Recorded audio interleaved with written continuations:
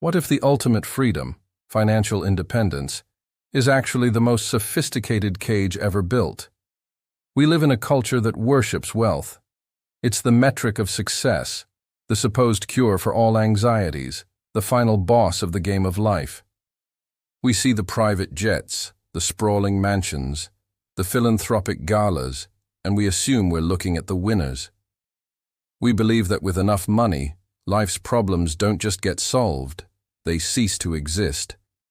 But if that's true, why are the stories of the ultra-rich so often tales of profound misery, addiction, and emotional desolation? Why do the faces of people who have everything so often look like they have nothing left to feel? There is a deadly equation at work here, a psychological trap hidden in plain sight, camouflaged by luxury. It suggests that the very things that drive a person to acquire immense wealth are the same things that hollow them out from the inside. It's a paradox where the more you win, the more you have to lose, and the finish line is a ghost that moves further away with every step you take. In this video, we're going to deconstruct this equation. We're going to explore the psychological machinery that traps the world's most successful people, look at the forces that turn freedom into a prison, and answer a terrifying question. Once you're inside the golden cage, is there any way out?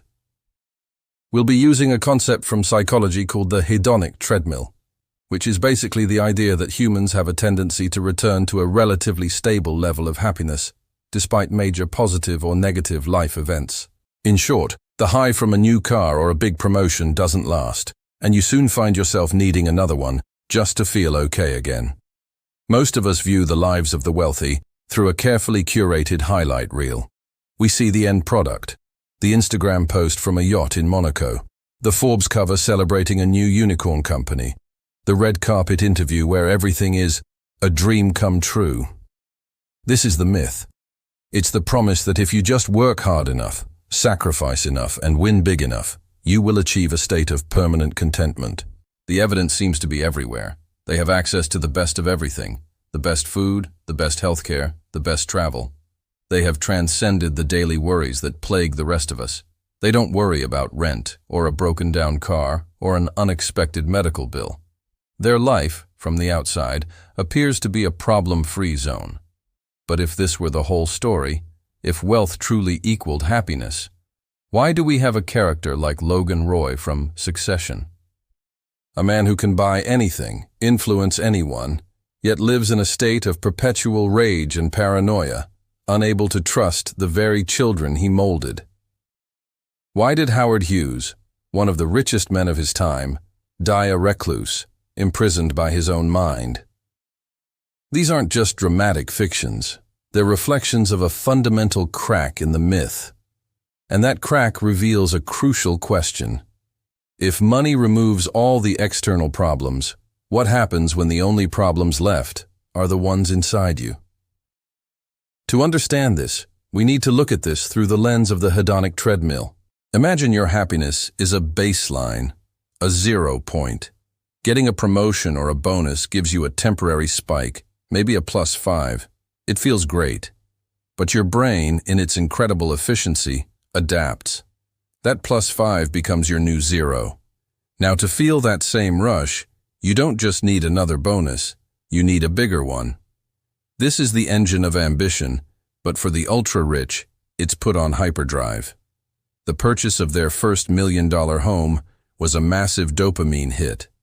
But soon, it's just their house. The Hedonic Treadmill has caught up, so they need the $10 million home. Then the $50 million one with a helicopter pad. Each acquisition is a desperate attempt to feel the way they felt at the beginning. We watch a character pop a bottle of champagne to celebrate a $1 billion deal, and we see victory. But through this new lens, we see something else. A person taking a drug, chasing a high that will inevitably fade, leaving them needing a bigger dose next time. The pursuit of wealth ceases to be a means to an end, a way to achieve happiness, and becomes the end in itself. And this is our first real insight. What looks like a life of luxurious enjoyment is, in reality, a life of relentless, insatiable hunger. If all this did was make a few billionaires vaguely unsatisfied, it wouldn't be a tragedy. But the equation has a far darker side. The relentless drive required to stay on that treadmill, to keep feeding the beast of more, comes at a catastrophic cost. It demands total devotion. It isolates. To operate at that level, you begin to see everything and everyone as either an asset or a liability. Relationships are no longer sources of comfort. They become transactions. Family members become players in a game of succession and inheritance. The very people who should be your sanctuary become your competitors or your dependents, their love and loyalty perpetually in question. Is it real? Or is it for the money? This is the great crushing contradiction of extreme wealth. You achieve the power to have anything you want, but you destroy the internal capacity to enjoy any of it. The trust, the vulnerability, the simple human connection, these are the first casualties.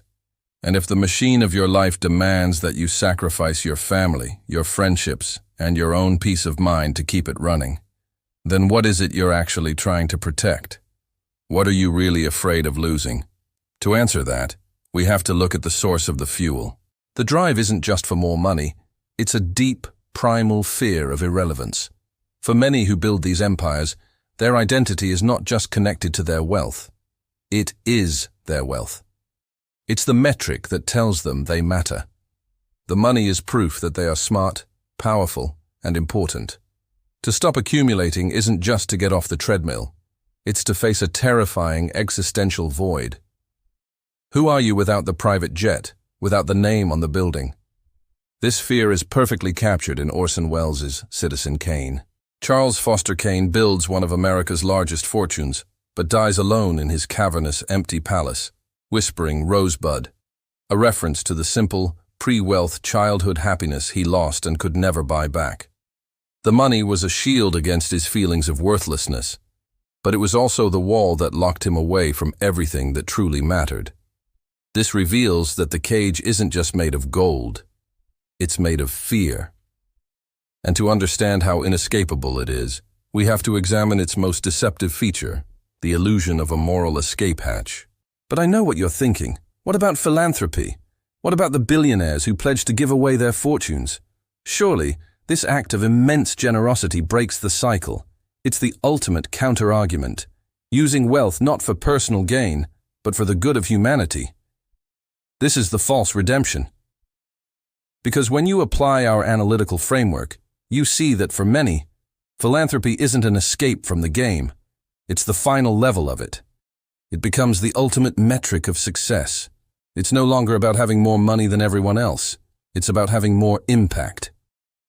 It's about optimizing charity, disrupting poverty, and scaling social change. The language of business simply colonizes the language of morality. Giving away billions becomes the most epic legacy project of all, a way to exert influence beyond the grave.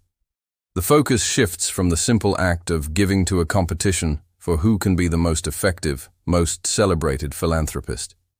Even this grand act of virtue can be just another way to feed the same core engine, the need to win, to measure, to control, and to build a monument to one's own significance. Even their greatest act of selflessness is often the most sophisticated expression of their ego. So let's assemble the full picture.